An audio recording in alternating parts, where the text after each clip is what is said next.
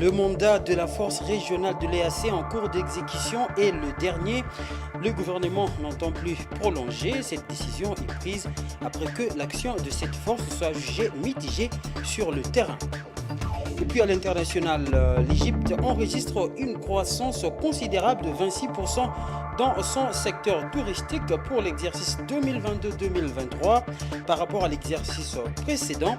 C'est la Banque centrale égyptienne qui livre ces données. C'est la grande édition du journal sur Géopolis Télévision. Mesdames et messieurs, bonsoir et bienvenue. La force régionale d'Afrique de l'Est devra quitter la RDC à partir du 8 décembre prochain, à la fin de son mandat. C'est le vœu du gouvernement congolais.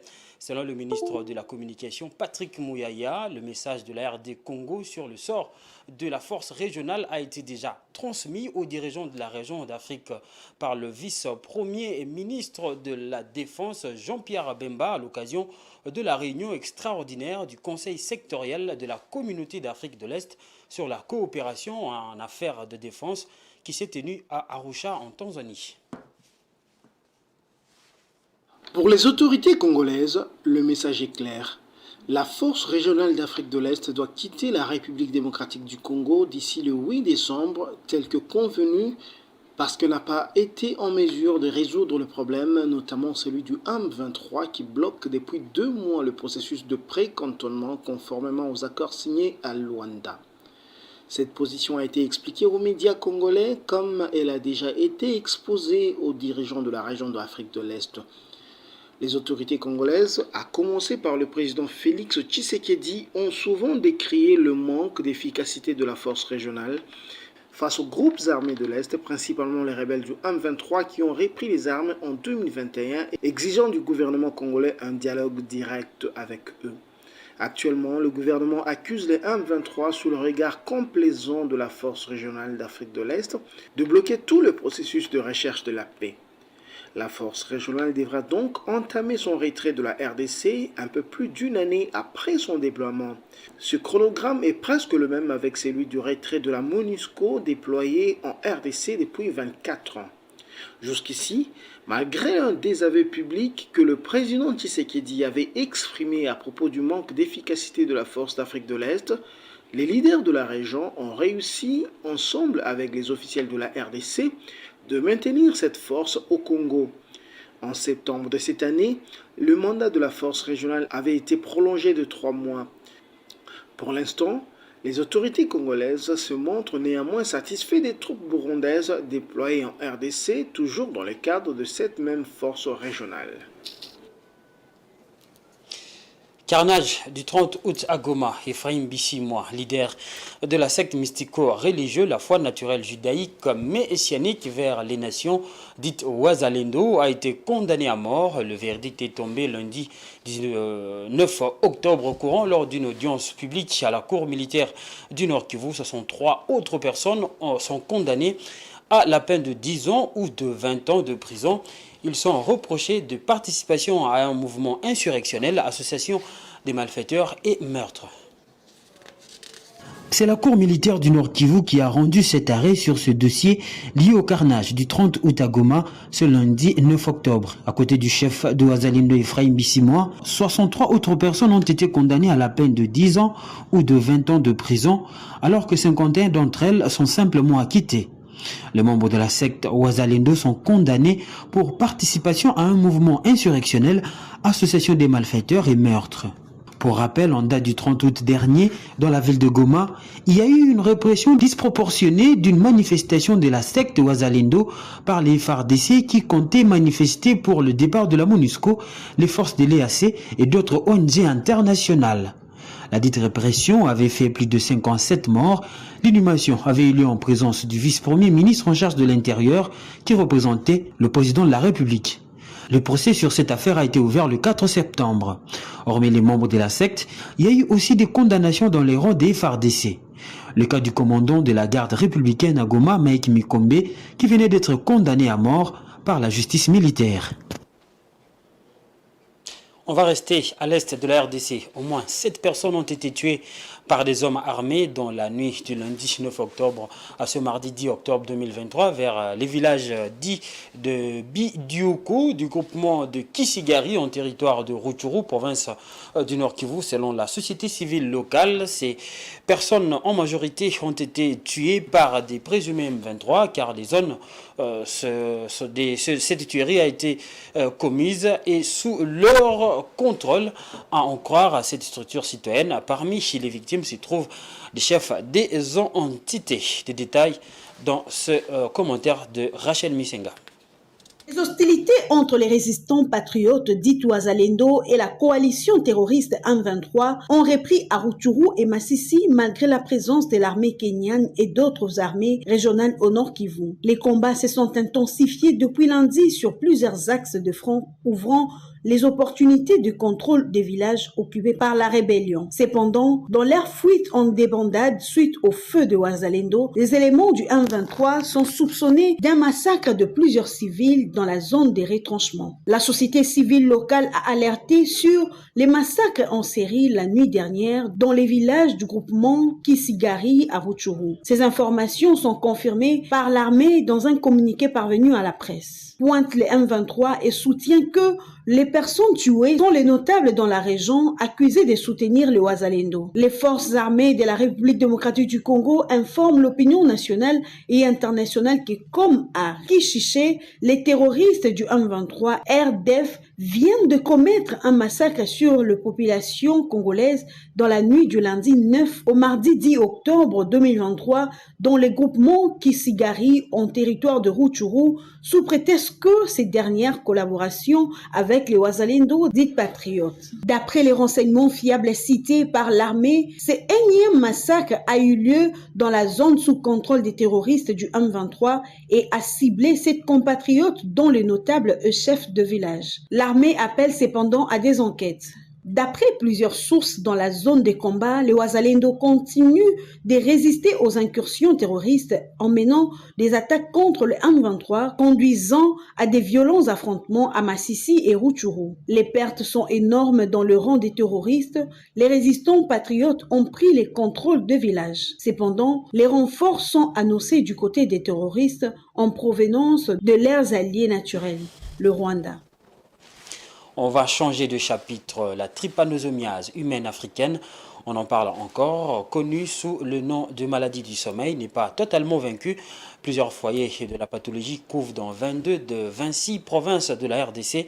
Le pays entend éradiquer totalement ce mal d'ici 2030. Pour cela, une lutte acharnée est envisagée dans le Kwilu, le Kwango et les Maïndombe. Dans le premier temps, ces trois provinces constituent une urgence pour l'heure, selon le docteur Christian Luzambe, directeur exécutif de la coordination nationale de renforcement du système communautaire. Il a dit à l'occasion d'un atelier aujourd'hui à Kinshasa. Je pense qu'aujourd'hui, nous avons tenu une réunion de présentation du projet plaidoyer et communication en faveur de la lutte contre la trypanosomiase humaine africaine, communément appelée la maladie du sommeil.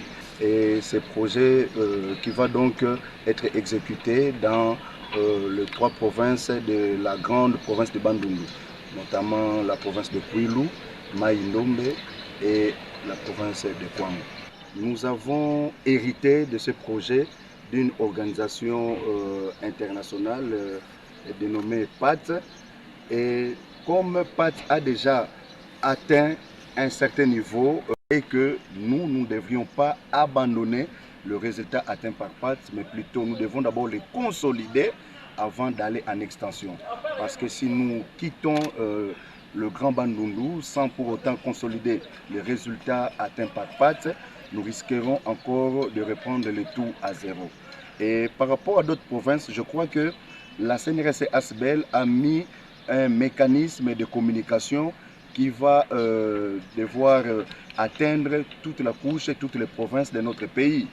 Donc quand je vois les autres programmes où nous intervenons, dans le projet par exemple des campagnes de moustiquaires, nous allons utiliser tous ces atouts-là pour sensibiliser la population congolaise, donc toutes les 26 provinces, et nous allons donc communiquer, véhiculer le message sur l'existence de la maladie, les mesures préventives et aussi sa prise en charge. Ce projet a une durée de 3 ans, mais il est prévu une extension parce que l'objectif ici c'est d'éliminer la maladie à l'horizon 2030. Et donc nous avons d'abord commencé avec une durée de 3 ans et au fur et à mesure que nous allons évoluer, comme la fenêtre est ouverte pour l'extension dans les autres provinces, ça signifie que cette fenêtre-là est aussi ouverte pour l'extension en termes de durée du projet. Et donc l'objectif ici global est d'éliminer la maladie du sommeil en République démocratique du Congo d'ici l'an 2030. La gratuité des accouchements et des soins de nouveau-nés dans le cadre de la mise en œuvre de la couverture santé universelle va s'étendre dans toute la RDC en 2024. En novembre 2023, il va atteindre 13 provinces sur les 26 que compte le pays, alors qu'à Kinshasa, c'est déjà opérationnel. C'est le ministre de la Santé qui le dit devant la presse ce lundi. Roger Kamba a aussi indiqué que les fonds sont déjà disponibles pour 2023 et pour l'année 2024. Le budget était déjà établi. Suivez. On a fait le choix de commencer par Kinshasa pour ces 2 ou 3 raisons. La première, c'est que c'est une très grosse agglomération. La deuxième, c'est que le taux de mortalité est parmi les plus élevés. Et troisièmement, parce que maîtrisant tout le processus à Kinshasa, on peut l'amener progressivement donc dans les provinces. Donc on n'a pas fait ça par hasard. Mais maintenant, ce budget de Kinshasa, ce que le président de la République, ce qu'on a fait le choix avec le président de la République, c'est qu'on ne commence pas quand on n'a pas tout le budget. C'est pour cela qu'on a attendu jusqu'à ce que tous les ajustements soient faits au niveau du ministère des Finances et que le ministère des Finances ait tout le budget pour qu'on commence. Pour qu'on ne dise pas on a commencé, on s'est arrêté.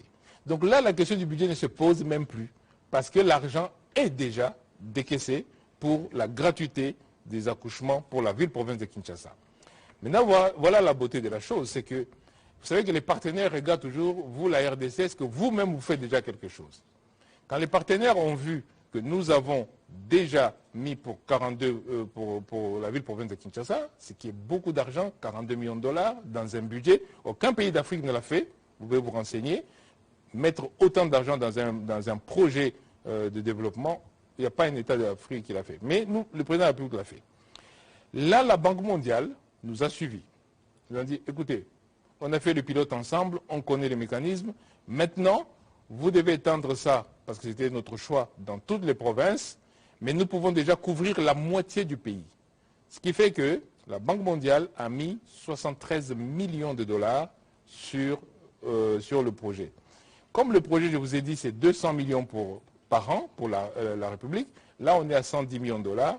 C'est pour ça qu'on couvre 13 provinces et à partir du mois prochain et du mois de novembre, vous allez voir, on va commencer dans les autres provinces, l'espace Congo central, l'espace Bandundu, et pour faire un total de 13 provinces. Et comme l'a dit le ministre Mouyaya, maintenant dans le budget 2024, les 200 millions sont déjà programmés pour que toute la République soit couverte. Je répète. On va rester dans le domaine de la santé. Journée mondiale de la santé mentale célébrée le 10 octobre de chaque année. Près de 20% de la population congolaise est confrontée à ce problème de santé. Des chiffres sont du ministre congolaise de tutelle Roger Kamba, notant que la journée vise à sensibiliser sur cette question en vue de mieux mener des actions pour favoriser la santé mentale en tant que droit universel. Damani Mujinga pour les détails. La santé mentale est un droit universel, c'est le thème choisi par l'Organisation mondiale de la santé pour sensibiliser sur cette question et mieux mener des actions pour favoriser et protéger la santé mentale de chacun en tant que droit humain universel. L'OMS définit la santé mentale comme un état de bien-être qui permet à chacun de réaliser son potentiel, de faire face aux difficultés normales de la vie, de travailler avec succès et de manière productive et d'être en mesure d'apporter une contribution à la communauté. En RDC, 20% de la population est confrontée aux problèmes de santé mentale. C'est le ministre de la Santé publique, Hygiène et Prévention, Samuel Roger Kamba, qui l'a révélé au cours du briefing hebdomadaire. Pour lui, ce pourcentage est élevé et nécessite des mesures appropriées pour endiguer ce problème. Les statistiques sont toujours des statistiques, ne disent jamais rien de précis, mais ça donne un ordre de grandeur. On a à peu près un peu moins d'un quart de la population qui a ce problème de santé mentale.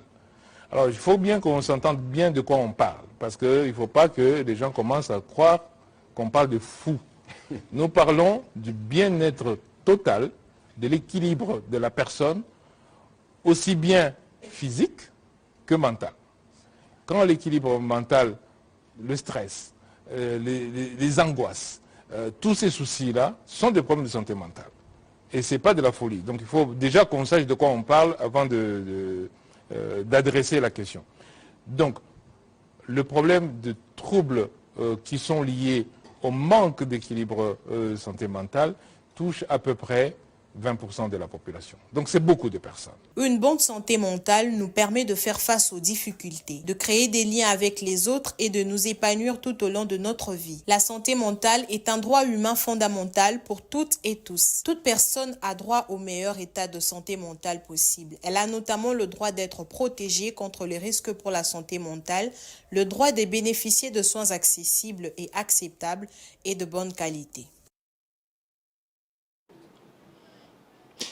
Autre chose dans ce journal, l'une des principales matières premières pour la construction des routes, maisons et autres ouvrages d'art, le ciment gris, devient de plus en plus cher au Congo central où se trouvent installées beaucoup de cimenteries. Le prix d'un sac de ciment gris de 50 kg est passé depuis le 9 octobre dernier de 22 500 francs congolais à 26 000 francs congolais. À quoi est due cette hausse? Réponse avec Dieudonné Bonali. Depuis le lundi 9 octobre 2023, il s'observe sur le marché du Congo central une spéculation autour du prix du ciment gris. En effet, le prix d'un sac de ciment gris de 50 kg est passé de 22 500 francs congolais à 26 000 francs congolais, soit de 9 à 10 dollars américains. Cette hausse serait provoquée, selon les opérateurs économiques, par la rupture du stock qu'a occasionné le mouvement de grève des routiers observé du 18 au 28 septembre dernier. Mais au niveau des cimenteries basées au Congo central, les prix n'ont même pas bougé et la production est restée normale. Pour le ministère provincial de l'économie, rien ne peut justifier l'augmentation du prix du ciment gris sur les marchés de la province. Le gouvernement provincial du Congo central a mis en garde tous les vendeurs de ces produits qui usent de la rétention des marchandises pour hausser les prix. Et puis en sport, les Léopards de la République démocratique du Congo vont livrer 2 matchs amicaux internationaux face à la Nouvelle-Zélande et l'Angola en ce mois d'octobre, respectivement le 13 et le 17 en Espagne et au Portugal. La RDC, qui ne s'est jamais imposée face à une sélection non africaine, aura fort à faire face à la Nouvelle-Zélande, son 4e nation en mondial, afin de mieux préparer les éliminatoires de la Coupe du Monde 2026 qui débuteront au mois de novembre prochain. Blessed Kouzola. La sélection nationale de la République démocratique du Congo va livrer 2 matchs amicaux en ce mois d'octobre. Le premier face à une équipe non africaine et le second devant une sélection du continent noir, en l'occurrence l'Angola. Le Bahreïn est le tout dernier pays d'un continent autre que l'Afrique à avoir croisé la République démocratique du Congo, qui ne s'est jamais imposé à l'extérieur du continent, mais aussi face à un non-africain. C'était donc en amical le mardi 1er février 2022 que les Léopards de la RDC défiaient au Bahreïn National Stadium. Les Léopards congolais n'avaient pas réussi à battre la formation du Bahreïn. Une défaite qui a été donc conclue pour le Congolais sur la note d'1-0. Ce match fut d'ailleurs le premier et révélateur du talent de Théo Bongonda, surnommé Théo Messi par ses compatriotes.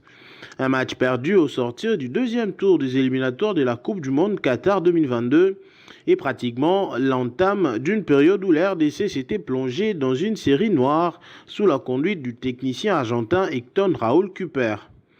Actuellement, le pays de Patrice Emery Lumumba est en train de revêtir petit à petit son costume d'une grande nation de football avec des résultats récoltés depuis peu, mais aussi avec la qualification à la CAN 2023.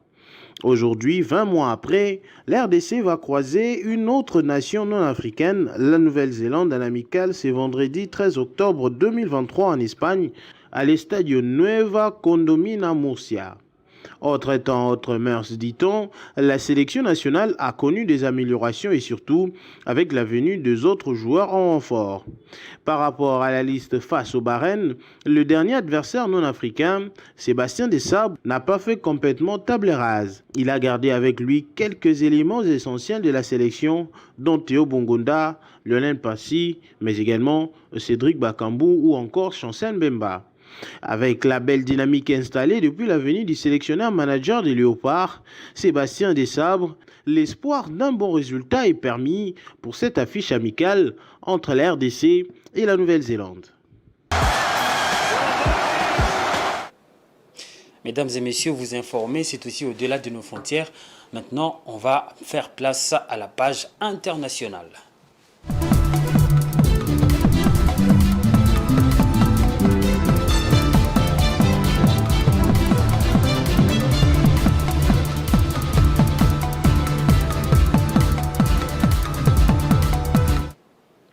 La Côte d'Ivoire a annoncé un investissement de 11,5 milliards de francs CFA, environ 18 millions d'euros, pour soutenir des projets d'efficacité énergétique et d'énergie renouvelable dans le pays.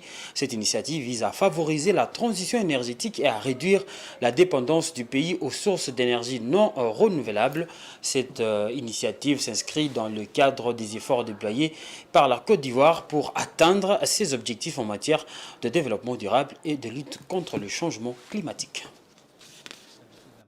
En Côte d'Ivoire, un financement de 11,5 milliards de francs CFA a été mis à la disposition de deux banques partenaires locales, Société Générale et NCIA par l'AFD, pour des projets d'efficacité énergétique et d'énergie renouvelable. Il s'agit d'un programme de financement qui a pour objectif de réduire la consommation d'énergie des entreprises et des particuliers, dénommé SONREF, Sustainable Use of Natural Resources and Energy Finance, à travers le développement des énergies renouvelables, en particulier l'énergie solaire et l'énergie éolienne. Donc en termes d'opportunités, ce sont des ressources financières qui vont permettre à la Côte d'Ivoire de pouvoir continuer de développer tout ce qui est approche de réduction ou de réduction de la dépendance aux énergies renouvelables. Il faut dire déjà qu'en termes d'opportunités, la Côte d'Ivoire dispose de plusieurs ressources qui permettent de mettre en œuvre assez facilement toutes ces conditions énergétiques. Par exemple, nous avons beaucoup de déchets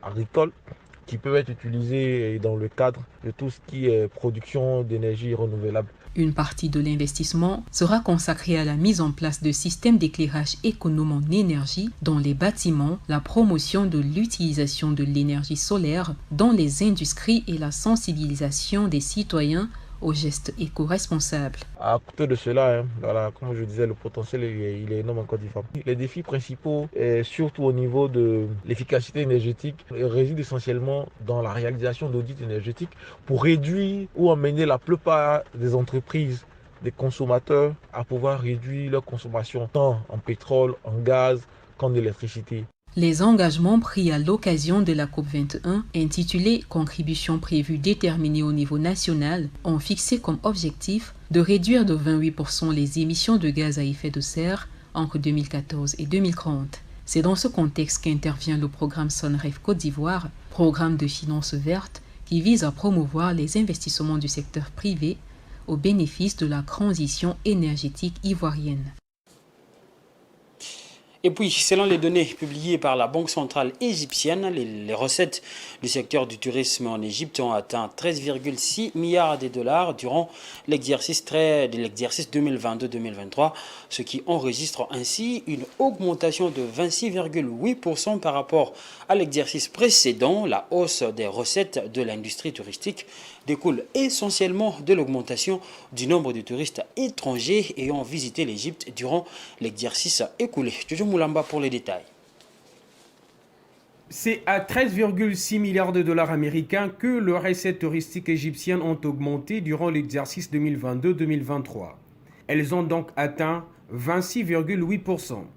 L'augmentation de ces recettes de l'industrie touristique s'explique essentiellement par la hausse du nombre de touristes étrangers ayant visité le pays le plus peuplé du monde arabe durant l'exercice écoulé. Ces pays d'Afrique du Nord, qui disposent de nombreux sites archéologiques de renommée mondiale et de plusieurs grandes stations balnéaires, a reçu environ 13,9 millions de touristes étrangers durant l'exercice 2022-2023, ce qui représente une hausse de 35,6% comparativement à l'exercice précédent. Le nombre de nuits passées par ces touristes étrangers dans les hôtels a connu une augmentation de 27,6% pour atteindre un record de 146,1 millions au cours de l'exercice 2022-2023.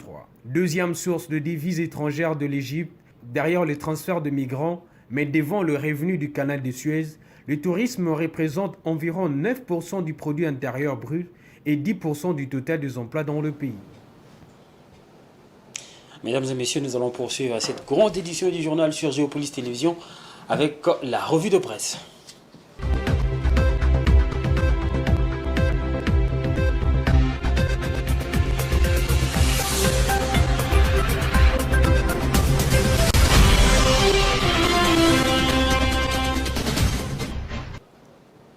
La revue de presse vous sera présentée par Blessed Kouzola, à qui je dis bonsoir. Bonsoir Fiston Leko, bonsoir également à tous nos fidèles téléspectateurs. Belle veste ce soir. Merci beaucoup. Blessed, on va commencer par la couverture santé universelle. Mouyaya et Kamba rassurent. En effet, Fiston Leko, c'est l'avenir qui le titre donc ce matin. Couverture santé universelle et maternité gratuite. Patrick Mouyaya et Roger Kamba rassurent sur la disponibilité du budget.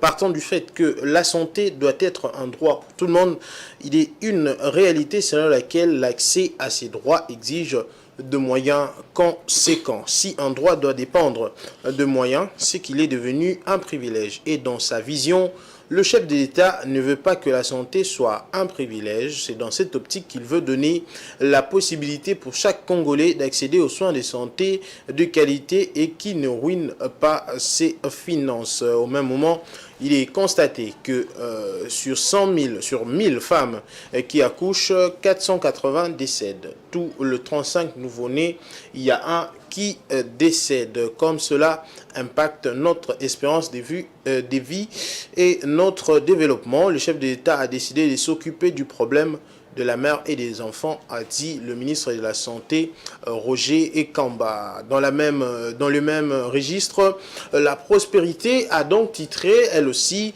Santé universelle. Roger Kamba et Patrick Mouyaya affirment la mise en œuvre. Au cours d'un briefing presse tenu hier, lundi 9 octobre 2023, et diffusé en direct sur les antennes de la chaîne nationale, Patrick Mouyaya et le docteur Samuel Roger Kamba, respectivement ministre de la Communication et Médias, porte-parole du gouvernement et ministre de la Santé publique, Hygiène et Prévention, ont étalé la stratégie du gouvernement de la République autour de la mise en œuvre de la couverture santé universelle, l'un des piliers au centre de l'action du président Félix-Antoine Tshisekedi Tshilombo. D'une pierre deux coups, les deux membres du gouvernement ont brossé les origines de création de cette mesure internationale et ses implications dans la pratique. Oui, Blessed Kouzola, il y a un deuxième sujet. Procès Wazalendo, les condamnations se poursuivent. En effet, Fiston Oleko, c'est donc actualité.cd, le site internet qui titre Procès Wazalendo, Ephraim Bissimois, leader de la secte, condamné à mort. Le verdict est donc tombé dans l'après-midi de ce lundi 9 octobre 2023 au cours d'une audience publique tenue dans la cour de la prison centrale Munzenze à Goma. Ils sont au total 63 sur 143 détenus qui viennent d'être condamnés les uns à la peine de mort et les autres pour 10 ou 20 ans de servitude pénale. Ephraim Bissimois, leader de la secte messianique Uwezo Waneno Wazalendo et promoteur de la manifestation du 30 août dernier à Goma, vient de couper de la peine capitale. Ils sont condamnés pour participation à un mouvement insurrectionnel, association de malfaiteurs et meurtre. Au cours de ces derniers procès, les avocats de Bissimois ont promis d'aller en appel afin d'obtenir la libération de leurs clients. 143 personnes, tous de la secte messianique Uwezo Waneno Wazalendo, avaient été donc arrêtés le 30 août dernier lors de la répression d'une manifestation anti-MONUSCO à Goma qui a coûté la vie de 56 personnes et plusieurs blessés. C'est donc par ces termes que nous bouclons complètement la revue de presse de ce mardi 10 octobre 2023. Fiston Léco. Et nous vous disons merci d'être passé. C'est moi qui vous remercie entre-temps. Voilà, c'est la fin de cette revue de presse concoctée par Blessed Kouzola.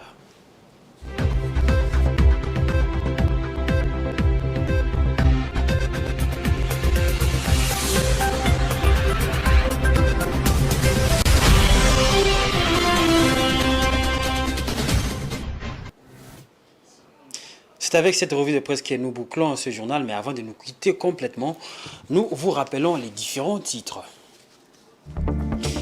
Le mandat de la force régionale de l'EAC en cours d'exécution et le dernier, le gouvernement congolais n'entend plus prolonger.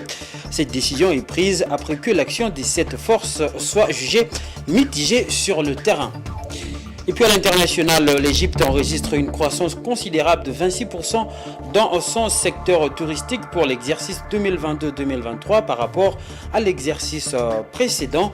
C'est la Banque centrale égyptienne qui livre ces données. Voilà, c'est la fin totale de ce journal. Merci de l'avoir suivi. Tout de suite après moi, vous allez suivre l'émission Chemin critique qui vous sera présentée par William Albert Kalengai. Au revoir.